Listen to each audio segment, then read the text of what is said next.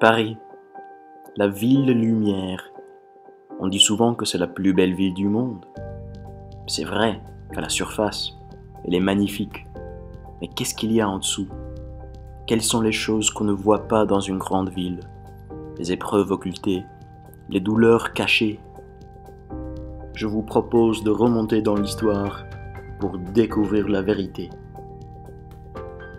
Rembobinons jusqu'à 1877.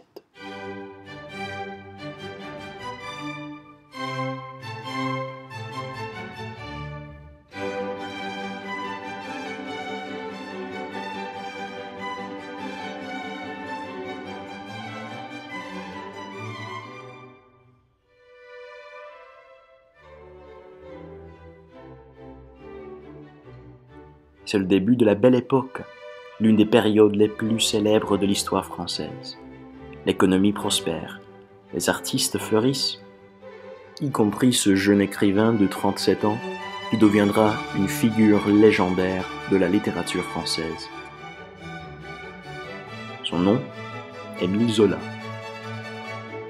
Il s'illustre en 1877 avec la publication de L'Assommoir, sa première vraie réussite littéraire. C'est un roman qui s'avère scandaleux, car il dépeint un Paris qu'on ne montrait pas sur les cartes postales.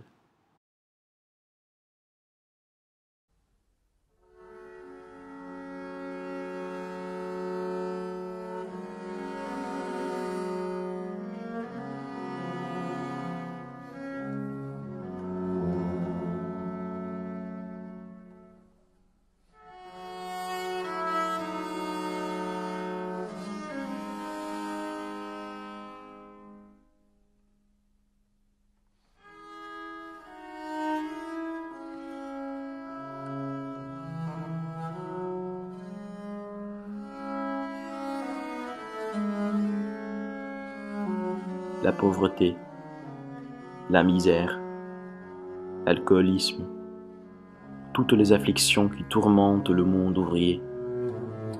Ce sont les sujets de L'Assommoir, un sombre portrait de la souffrance des travailleurs parisiens au XIXe siècle.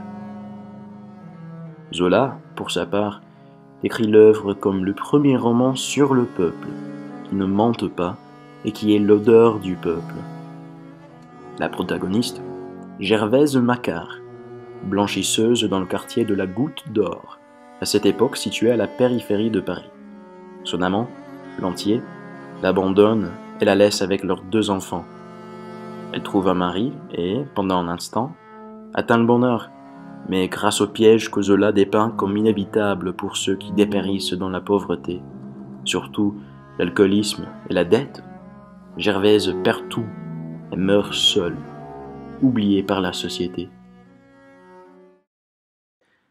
L'Assommoir est extraordinaire, non seulement à cause de son contenu honnête et dramatique, mais à cause de son souci du détail aussi. Tous les noms des rues et des bâtiments sont exacts. Zola a passé des années en faisant des recherches, même s'il n'habitait pas dans la Goutte d'Or lui-même, il a fait à la main des plans détaillés pour planifier le chemin de ses personnages. Ce soin apporté au détail m'a permis de suivre les pas de Gervaise. J'ai visité la Goutte d'Or moi-même, pour comparer le quartier tel qu'il existe aujourd'hui à ce que nous voyons dans l'œuvre de Zola.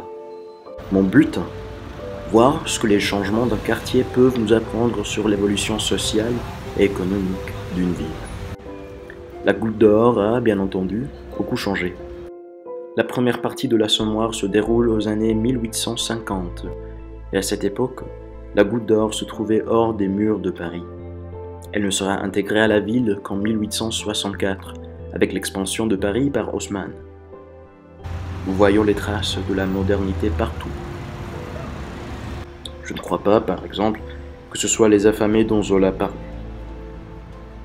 Au début du roman, Zola écrit que Gervaise regardait à droite du côté du boulevard de Rochechouart, où des groupes de bouchers, devant les abattoirs, stationnaient en tablier sanglant. Il n'y a plus de bouchers. Maintenant, il y a un métro et un Burger King. Comme partout à Paris, beaucoup de petites entreprises ont été remplacées par les marques de la globalisation. Plus tard dans le roman, Gervaise et son nouveau mari, Coupeau, s'installent à la rue Neuve de la Goutte d'Or. Cette rue s'appelle aujourd'hui rue des Islettes. Même si ce n'est pas très clair dans cette vidéo, ici j'ai pu voir un autre grand changement dans le quartier, la présence des immigrés.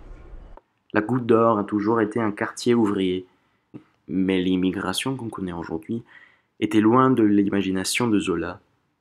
Maintenant, le quartier possède une culture vive arabe et africaine.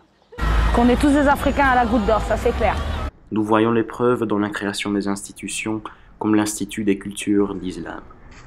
Ce changement culturel a provoqué des conflits avec les partisans de la laïcité française. Pendant des années, par exemple, les musulmans du quartier priaient dans la rue. Des centaines de fidèles se rassemblaient en même temps. C'est une pratique que la ville de Paris a interdite en 2011 comme contraire à la laïcité de la République. Cette scène serait probablement difficile à imaginer pour Zola et ses contemporains, mais je crois que si Zola était vivant aujourd'hui, il n'hésiterait pas à écrire l'Assommoir encore une fois, avec la Goutte d'Or comme son décor. Parce que même si les habitants ont changé, les difficultés qu'ils éprouvent sont les mêmes. La faim, la pauvreté et l'agonie que l'on ressent quand on est oublié par la société. Sans doute, la Goutte d'Or serait méconnaissable pour Zola, mais il reconnaîtrait la souffrance de ses habitants. Après tout, c'est lui qui a dit « Une société n'est forte que lorsqu'elle met la vérité sous la grande lumière de soleil ». Cela est non moins nécessaire aujourd'hui qu'il ne l'était en 1877. La Goutte d'Or d'aujourd'hui, pour sa part, n'a pas oublié Zola.